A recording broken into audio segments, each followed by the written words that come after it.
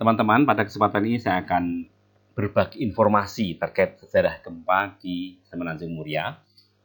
Ini menarik karena kemarin pada tanggal 2 Mei 2020 terjadi gempa Muria yang dirasakan oleh masyarakat dan diberitakan oleh banyak media.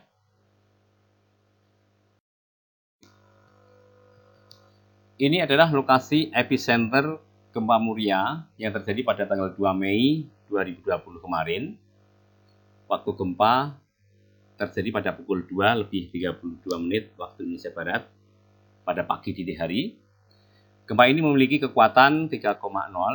Epicenternya terletak di darat pada jarak 11 km arah barat Kota Kudus pada kedalaman 10 km. Dengan memperhatikan lokasi epicenter dan kedalaman hiposenternya, tampak bahwa gempa Kudus ini merupakan gempa kerak dangkal atau shallow crustal earthquake yang dipicu oleh aktivitas sesar aktif. Dugaan kuat bahwa yang menjadi pembangkit gempa ini adalah sesar Muria. Dampak gempa berupa guncangan dirasakan oleh warga di daerah Kudus, Jepara, Demak, dan sekitarnya dalam skala intensitas 2 hingga 3 mmi dan tidak menimbulkan kerusakan.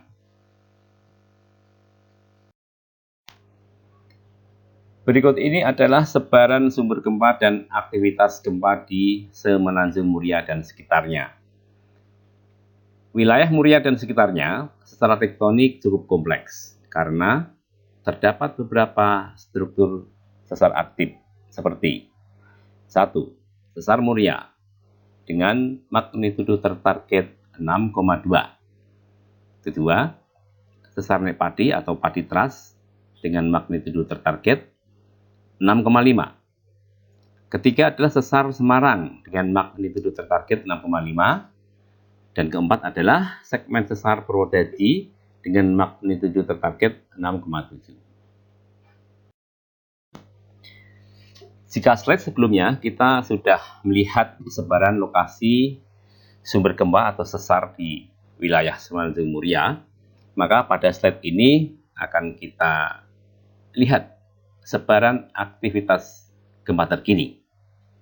Seperti yang pernah terjadi pada tanggal 23 Oktober 2015 berkekuatan 5,0.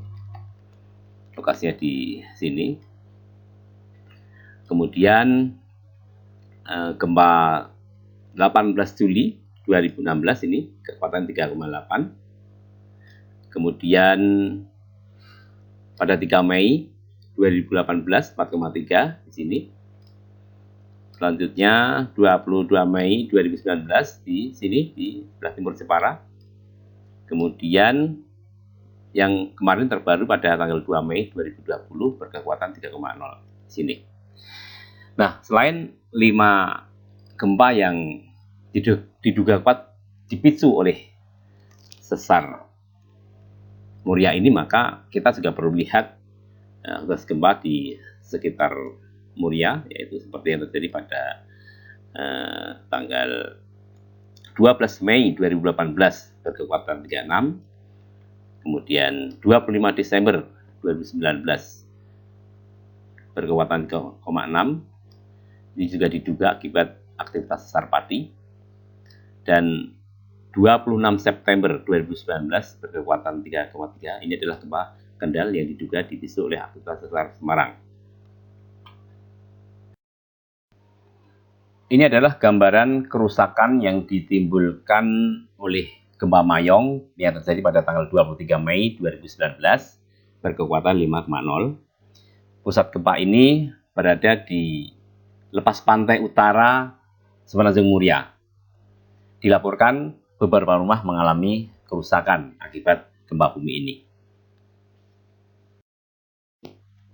Berikut ini adalah catatan sejarah gempa pada katalog gempa di wilayah Semenanjung Muria dan sekitarnya. Dalam catatan ini tampak bahwa wilayah Semenanjung Muria dan sekitarnya sudah beberapa kali terjadi gempa bumi. Namun demikian ada 3 gempa kuat dan merusak yang pernah terjadi, yaitu Yang pertama, gempa Semarang Jepara pada tanggal 25 Desember 1821. Guncangan mencapai skala intensitas 7 mmi, berdampak kerusakan tingkat sedang.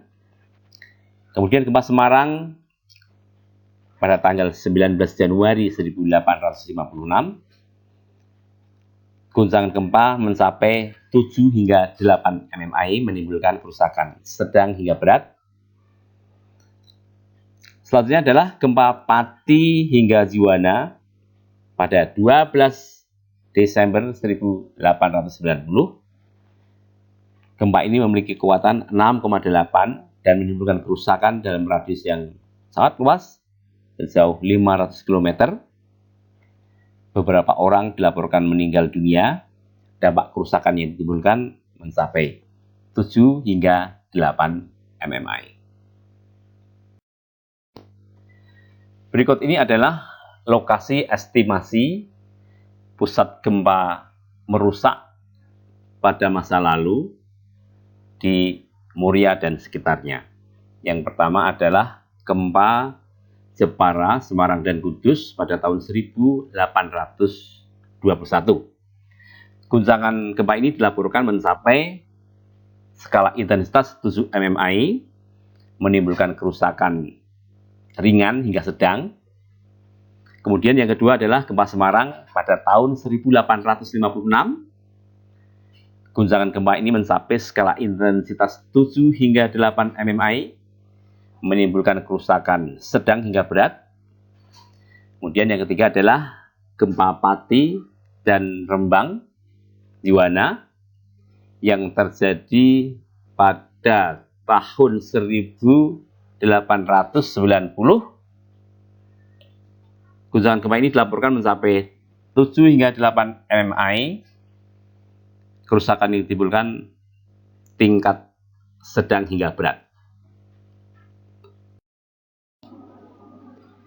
Jika slide sebelumnya kita sudah membahas aktivitas gempa dan sejarah gempa merusak pada masa lalu, maka pada slide berikutnya akan kita bahas skenario model dampak gempa pada masing-masing sumber gempa sesar aktif. Sebagai contoh, dampaknya seperti apa jika sesar Muria membangkitkan gempa dengan kekuatan mencapai magnitudo tertargetnya yaitu 6,2.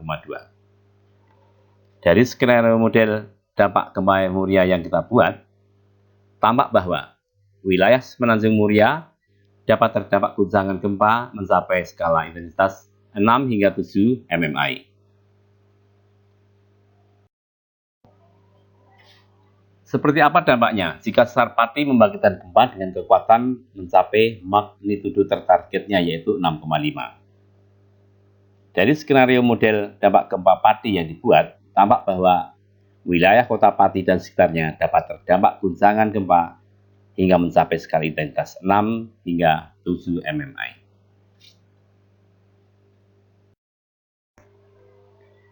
Sekarang bagaimana dampaknya jika sesar Semarang membangkitkan gempa dengan kekuatan mencapai magnitudo tertargetnya yaitu 6,5? Dari skenario model dampak gempa yang dibuat, tampak bahwa wilayah kota Semarang dan sekitarnya dapat terdampak guncangan gempa mencapai skala intensitas 6 hingga 7 mmi. Ketika skenario model dampak gempa tersebut, baik yang diakibatkan oleh sesar Muria, sesar Pati, dan sesar Semarang, ini semua dibuat tidak untuk menakut-nakuti masyarakat.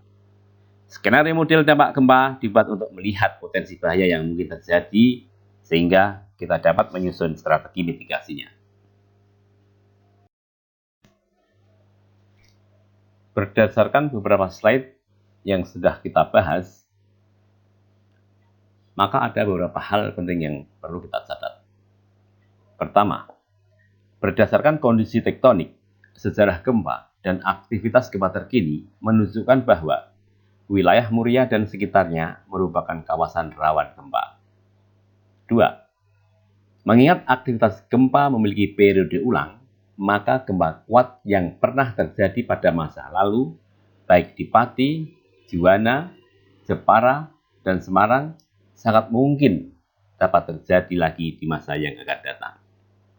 3. Skenario model dampak gempa berdasarkan sumber gempa secara aktif di Muria dan sekitarnya menunjukkan bahwa jika terjadi gempa dengan magnitudo tertarget masing-masing sesar, maka beberapa kota akan terdampak guncangan dalam skala intensitas 6 hingga 7 mmi, yang artinya dapat terjadi kerusakan. 4. Mitigasi struktural yaitu upaya membangun bangunan tahan gempa, dan mitigasi non-struktural dengan melakukan edukasi untuk meningkatkan kapasitas masyarakat harus terus ditingkatkan. 5. Gempa Muria 2 Mei 2020 menjadi bukti bahwa sesar Muria masih aktif, sekaligus menjadi pengingat kita agar selalu waspada terhadap beberapa sesar aktif yang jalurnya dekat permukiman penduduk, karena gempa dapat terjadi kapan saja.